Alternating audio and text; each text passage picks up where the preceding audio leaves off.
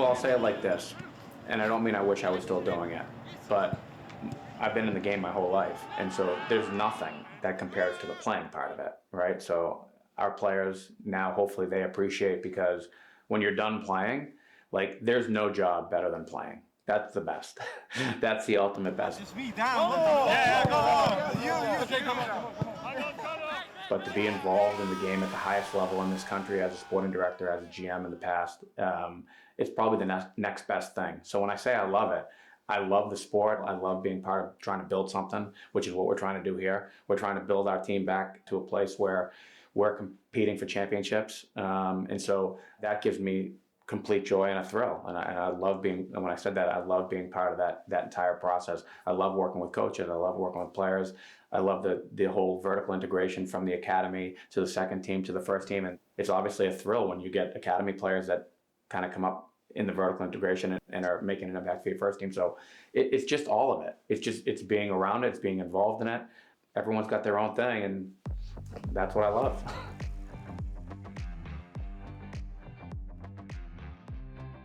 We have been pretty open about the fact that at the end of 24, we did have some roster flexibility in terms of guys out of contract, guys that going into options, that we had the ability to make some changes. And so, one, I do want to say that those aren't always easy, but we knew based on the season that we had to make changes. And so we did that. We've been able to bring in some players. We have flexibility at the end of 25, and I don't want to get too far ahead of ourselves because we have a whole season to play right now. It's easy to make signings, but you're trying to get the right signings, right? And so that's what we've tried to address, and that remains to be seen, right? Because we feel really good that we've added 3 homegrown players, right? We've added 8 players to date just in this window. 3 are homegrown players. We're excited to see their progress over the next few years. But then the fact that we were able to add Deon and Mano as 2 DPs, and I know they got announced in 48 hours, but it was a lot longer process than 48 hours. But then to add Shapi and to get Mason in free agency and to just recently sign Jansen as a college player. So we feel good about the progress that we've made, and we feel like we've made a step forward, but there's still work to do. To be frank, the Deon deal, I don't want to say never, but it is very unlikely to have happened. It really accelerated very soon thereafter when Allen was transferred to Chivas. Sporting Kansas City have today bolstered their attacking options by signing star striker Dejan Joveljic from the MLS Cup champions, the LA Galaxy. The deal's been hailed as a monumental move for Peter Vermees's men and for the league, as it's the very first cash for players trade in MLS history. We've been open about wanting a number 10, wanting a winger, looking to add other positions, but the 9 was never really a focal point.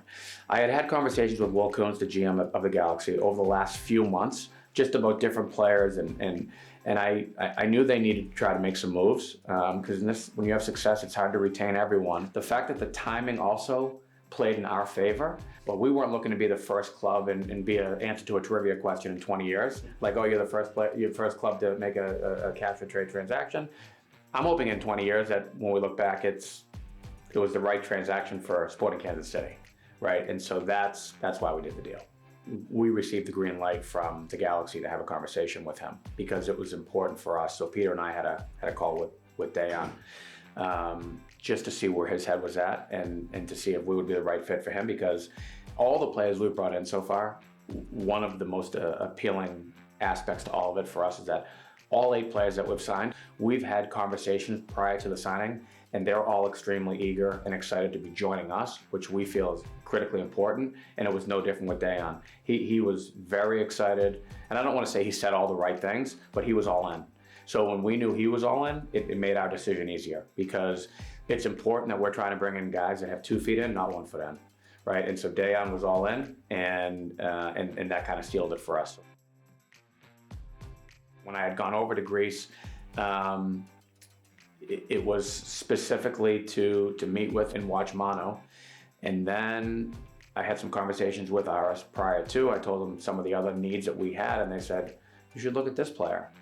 So I kept obviously one eye on Mano, one eye on Shapi during the game, and I felt like he checked off a lot of boxes for us, and then they gave us the authorization to speak to the player, he was very keen on coming, and that's kind of how that materialized, and we were able to get both deals done. So we also feel the fact that one's a left-footed right winger, one's a 10. They have some camaraderie, having played together for the last couple of years. So it was also the thought process, like hopefully that'll translate to their familiarity with each other on the field there, will hopefully pay dividends for us here.